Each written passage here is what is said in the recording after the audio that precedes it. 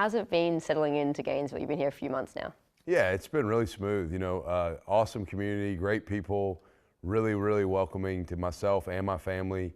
I think that's probably the one thing that gets lost in some of this is like it's not just me coming as coach. I have a wife and 4 kids, and so a lot of transition there, but really been a smooth transition. You talk about your kids. Do they understand your job? Do they think, oh my God, my dad's the coolest guy ever? Or are they like, yeah, whatever, Dad? They fully understand my job. I don't think they think I'm the coolest guy ever. They think my job's cool. Okay. They think what I do is cool in football and college football. When I took this job, all of their responses were really unique and fun. They all have really embraced the lifestyle, if you will, because it really is a lifestyle as a family, what we do. And they love football, they love the SEC, and Florida was a no-brainer for them. It didn't take a whole lot of convincing for them to be excited about this move. That's good, because like you said, it's not just you coming, it's everybody. Correct, yeah. You talk about kind of coming here, and you really seem to integrate yourself with the community, whether it be going to basketball games, handing out pizza before the basketball games. I even saw you at a tennis game with a basketball game on your phone. Yeah. Why has it been so important for you to really immerse yourself in this community? Well, I think a rising tide raises all ships, and we're all here for each other. We're all part of Team Florida. I don't think we operate as independent silos. There's not like, hey, we're this football world over here and everybody else is over here. I'm everybody's biggest fan. I want all of our sports teams to have great success. Across the landscape of Florida athletics, I think you look at so many sports teams have had success in their history, but recently as well. And I enjoy watching people compete at what they love doing. And it's been fun to kind of just really immerse ourselves in the University of Florida athletic programs and supporting all the different sports. With how much you've been going to, have you been getting any sleep, or are you just full steam ahead? Yeah, so I've been going to less sports games since we've been in spring ball. Yeah. Up in the lead up to spring practice, I was able to get to a lot of sporting events. Since we've started, I've been to a lot less because I've been really focused on our practices and investing time with our team. But yeah, sleep has been not in great supply. It's been a little bit sparse, but I'm okay. I run pretty wide open either way. That's good. You talk about spring practice. I've covered, I think, 5 college football teams, so not a massive sample size, but I've never seen a coach get as involved as you do in individual drills. Where does that come from for you? Yeah, even when I became a head coach a handful of years ago, I didn't feel comfortable just pulling back and being a guy that was a casual observer. I think our players are going to feed off of our energy as a staff, and as the head coach, it's my job to lead that energy. And if I'm casual, our players are probably going to be casual. If I'm laid back, they're probably going to be laid back. Those are things I don't want them to be. I want them to be urgent. I want them to be excited about what we're doing every day. I want them to know that I can walk around to every position group and I have a pretty good grasp of what needs to get done in that room, or how they need to get coached, or how they need to get developed. And so just showing I'm dialed in to maybe all parts of our program I think is important, and not just being isolated to one side of the football or one position group.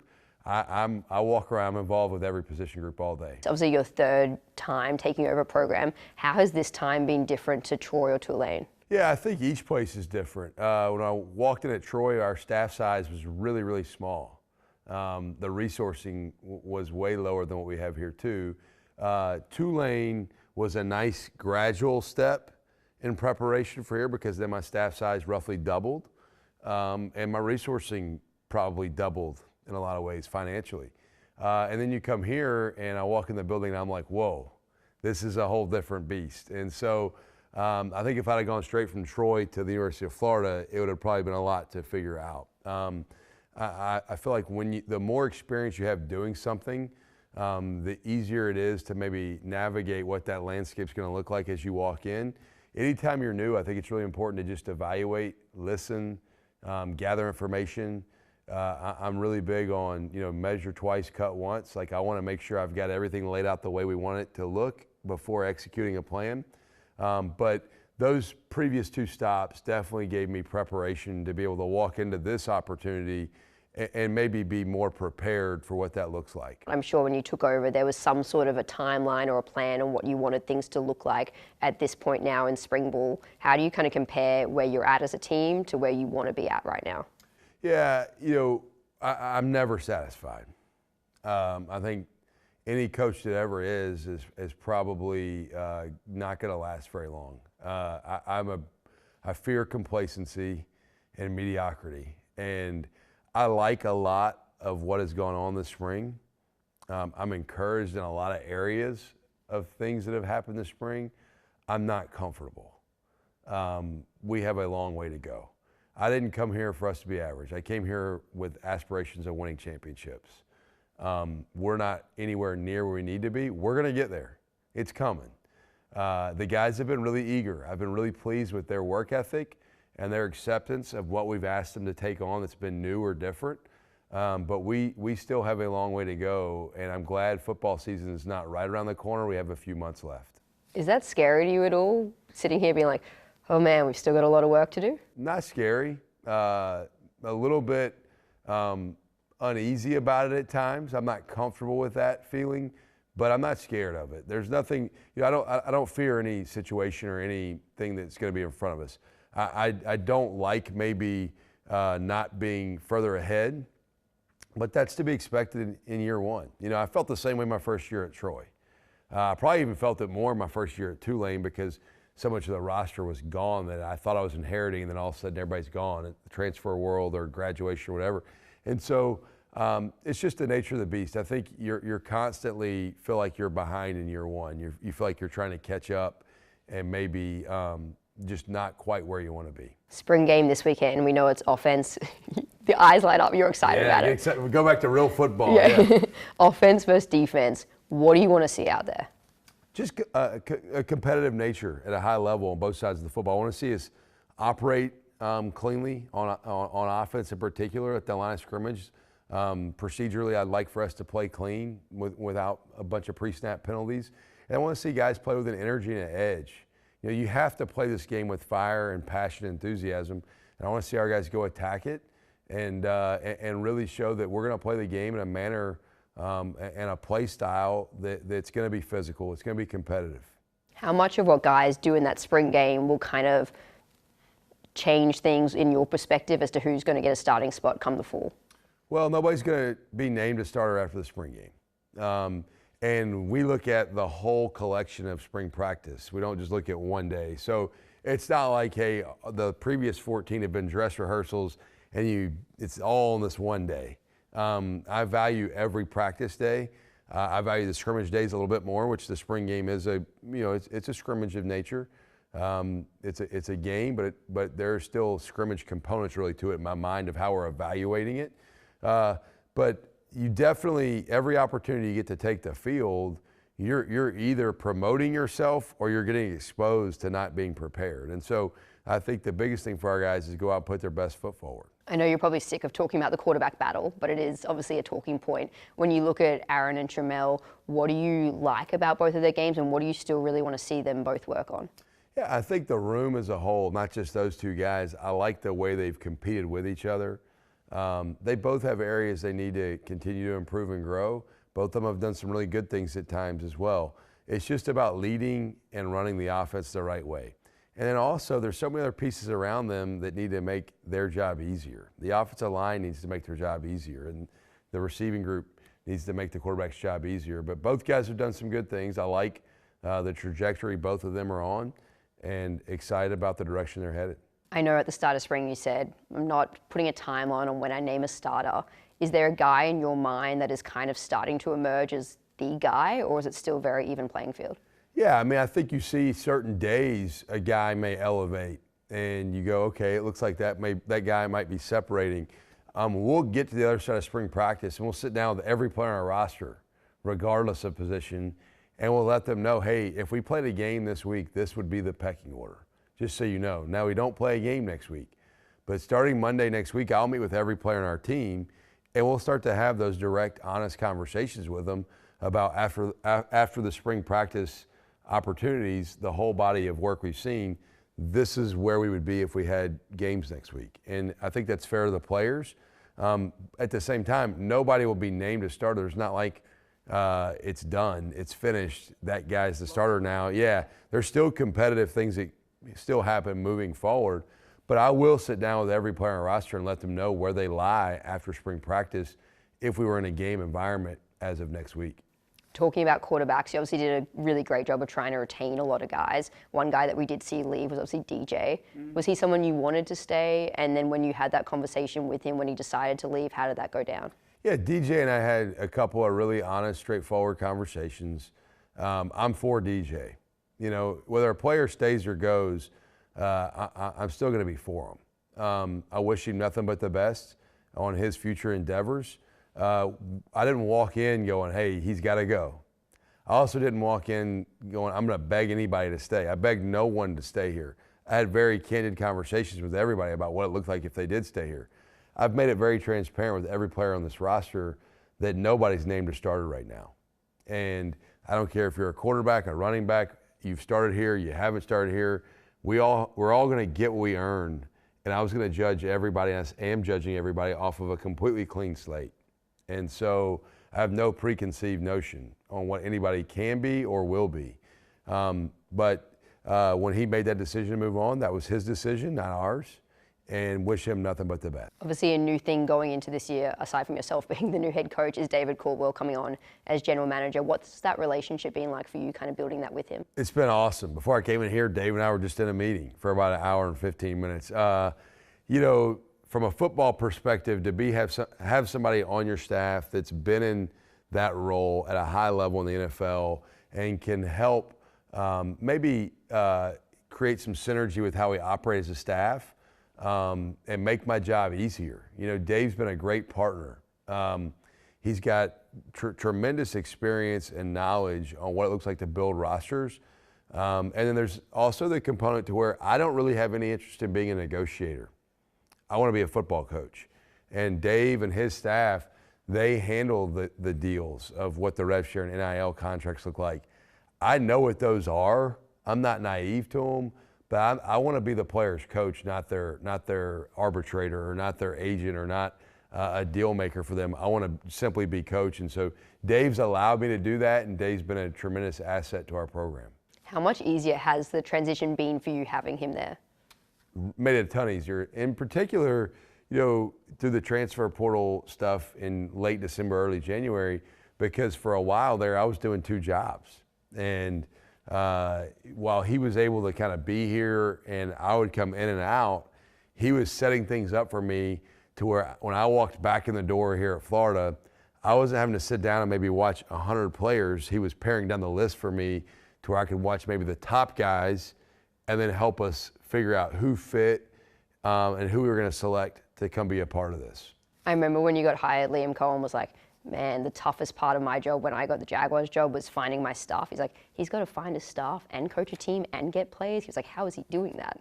Are you glad that part's all over? Very glad I got one job. Yeah, having to do all of it at the same time. You know, for a while I did have two phones. I still have two phones. One of them's strictly gone to just being a personal phone. I did have two work phones for a little while. And that was confusing. You get one phone call and it's like, all right, I'm about to take a call where I'm the Tulane head coach. And then you get another phone call and you're like, all right, now I'm about to take a call where I'm the Florida head coach. And then you take a call and you're like, all right, it's my wife and she wants to know what time I'm gonna be home for dinner. Well, I'm not, because I got two jobs right now. And so there was so much going on. Everybody around me on both sides was awesome. The people at Tulane, some of those people came with me, some of them stayed at Tulane. The people on this side here at Florida, everybody was so supportive and gave me the opportunity to finish things the right way there while trying to get off on the right foot here. Obviously, I mentioned Liam Cohen before.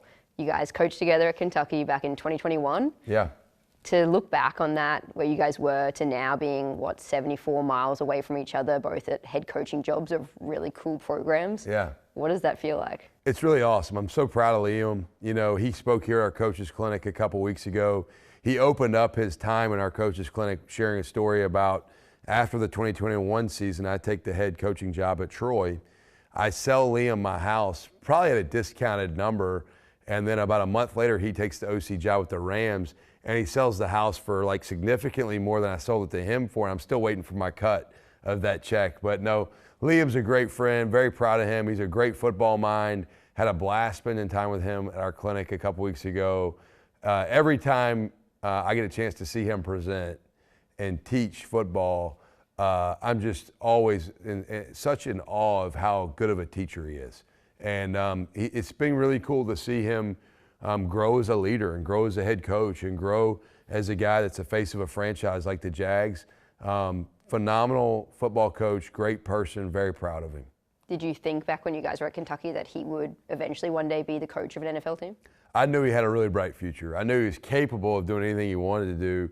I think the NFL suits Liam really well. Not that he wasn't a great college coach, he was, but I always viewed him, I'm like, all right, Liam's a pro coach. Like, he's an NFL coach, and he's one of the smartest guys I've ever worked with, extremely detailed, high-level football thinker, but also great with people. And sometimes you got people that are really good football tacticians, or technically they're really good at what they do, but they're not great at interacting. Sometimes you have people that are great with people or great at interacting or motivating, but don't really know the game as well. Liam's phenomenal at both.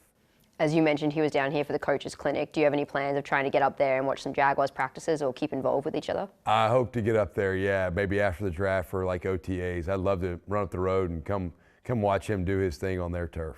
I love that. That'd be fun to watch. Yeah. Two of you together, back to yeah, Kentucky days. We'll have a good time. Yeah, I'll look forward to just watching him work and getting to kind of evaluate how they do things.